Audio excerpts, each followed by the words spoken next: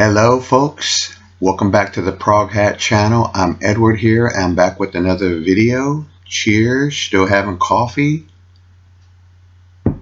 this afternoon. Just wanted to mention that I am feeling a little bit better. It's been about a week, and I'll kind of tell in a real shortly here what happened. But last week sometime, earlier in the week, I was getting ready to go on a walk with my wife and daughter, and so I had like stretched and did some running in place and just to loosen up for a short walk. Well, as soon as I took a step to begin the walk, I felt something in my back calf, like, I don't know, kind of like a blowout or something, which I went into extreme pain. So I didn't go to the doctor or seek any kind of medical because it didn't feel broken, and I didn't notice any swelling, only around the calf area, and no purple looking blue, just a lot of swelling and pain. And so for about a week now, and today I'm kind of feeling better, but it's kind of those things where I'm thinking I can start to put more pressure and walk on it. Then it lets me know, no, I'm still here. You know, that pain and that muscle is still, no, you're not ready to go full blown just yet. So I would say at least I'm about 60, in between 60 or 70%. I've been under great care, medical care, my wife, and just been taking care of it with an ice pack, heat, and pain reliever. Now, if it doesn't seem to heal up, I would say by next week maybe I'll see where I'm at, and maybe I'll get some medical attention. But I don't really want to do that because, yeah, the money. I don't really want to do that. But so hopefully it'll just, my wife says something like this might take a little time to start feeling a little bit better. Okay, enough with the medical report. I'm back, and I've been waiting to do this video because I love this album, this Tone Poet release that just came out, and I wanted to talk a little bit more about it and just show it. I have listened to it several times, and it's been one of my favorite Tone Poet releases. Now, those that are new to the channel out there, I just want to let you know that I'm not really a jazz channel. I'm sure there's others, nor do I sit by candlelight with a glass of wine and cigar smoke listening to jazz and dissecting every little thing.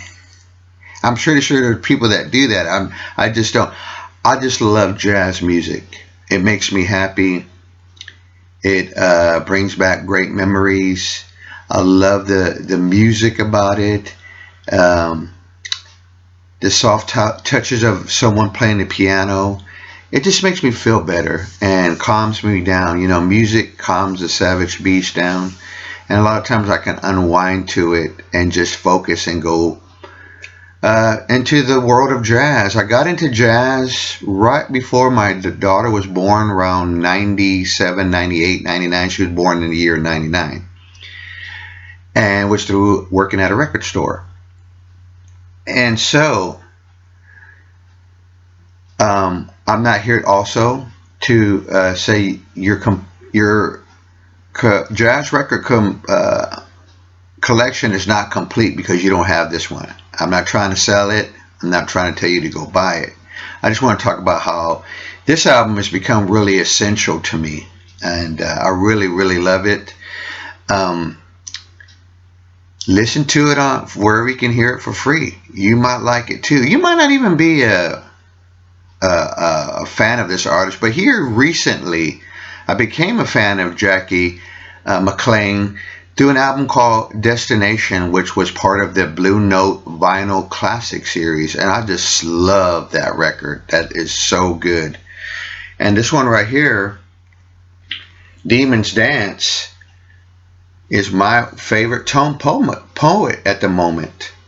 I just love everything about this album, including the artwork. And just to let some folks who might not know this, the Tone Poet series that's been going on, I'm not sure how many years, I didn't look that up, but these are cut directly from the original analog tapes. The album right here that I'm holding is recorded by Rudy Van Gelder, reissued, supervised by Joe Harley, hopefully I said that correctly, and manufactured by Kevin Gray at Coherent Audio. And so it's 180 gram vinyl. And as you can see, some are gatefold. I think there's one, and I don't remember which one, that is not a gatefold. So the artwork is totally amazing. I like that they take care about redoing these album covers and not making it look like someone walked over. This is just my and to a Xerox machine and say run 100. You know, I mean, they really do a nice care to these album covers. That's just my opinion. And of course, when you look at this album cover, if you're thinking, is it the same artist as the one for Bitches Brew? You would be correct. But on this album, even though the cover looks like Bitches Brew, you're not getting that kind of music like you would on Bitches Brew, like that electric jazz, spiritual free jazz sound. No, not on this album. This album really swings, and it's a hard bop, post bop. And Jackie McLean, this was the last album he did with Blue Note. And let me just mention a few of the artists, not a few, but the artists on this album are Woody Shaw, of course, Jackie McLean, Lamont Johnson, Scott Holt, and the incredible drummer, amazing drummer, Jack DeJohnette. Oh man, he really brings this album, all the musicians on this record, they really bring it to the table. They are just make this an absolutely very beautiful and at times spiritual sounding album. Now, from what I understand, the previous records to this that he made, they were spiritual albums, Jackie McLean, but I still hear that on here. Woody Shaw brings the heat with his playing, and I forget which track it is. I didn't write that down, but I think it's it's Bo Ann's Grand. Oh, you got to go listen to that. That is such a killer track. The album begins with the track Demon's Dance. That's just on fire. From what I understand, it's the, what do you call it, the music measure or timely signature 6/8. What a great opener track for this album. Just killer. And the album is more structured than some of his other albums that I take it, where they were more, what do you call it, modal, M-O-D-A-L, and Van Bop, which in my opinion, you get that with his album Destination. Another thing that I thought I was curious is, what other albums came out when this album was released? Well, I wrote some down. There was Archie Shepp's Magic of Juju. I never heard that record. Roland Kirk, The Inflated Tear, which I hear people love that record. And the Great American Poser, one of my favorites, Duke Ellington, came out with an album called Far East Suite, which I have not heard that one yet. And John Coltrane's Expression, which I do like that record. Plus, there were so many other records that came out. Bill Evans, lots of them that came out. That came out around the same time this album came out. So, going back to this album, there's a really awesome track called, let me see if I can say this right, because it's almost like it's like Floodeth, but it Fluggeth, which is one of McLean's tracks that he wrote. Oh, that's a really killer track. It's just this It's just so dynamic. And so is another really great is the real ballad of the tune Toyland is so good. Like I said, this album does have a spiritual side to it. I really do. I mean, what a way to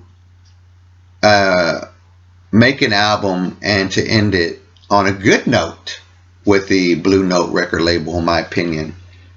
What else can I say? The tune on here, Message from Train, which I don't really understand. From what I understand, and I could be wrong about this, so leave me a comment, it's a kind of a tribute to the passing of Coltrane. But I always thought maybe he passed a little bit later on, but I could be wrong. I don't have my jazz facts down or history about that.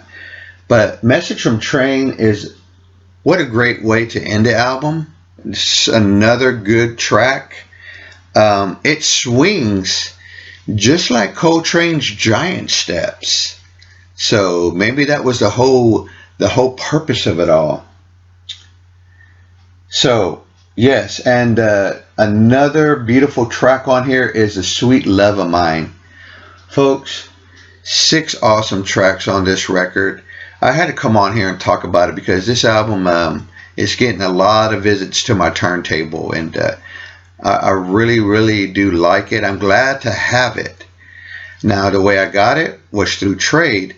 A lot of these tone poets have been through trade. A few, I won one with a contest. My daughters bought me a few of them, and that's how I've been getting most of them. Now, I don't have every one. That would be really nice. So I had to pick and choose, and with this one I choose because I always wanted to hear this record.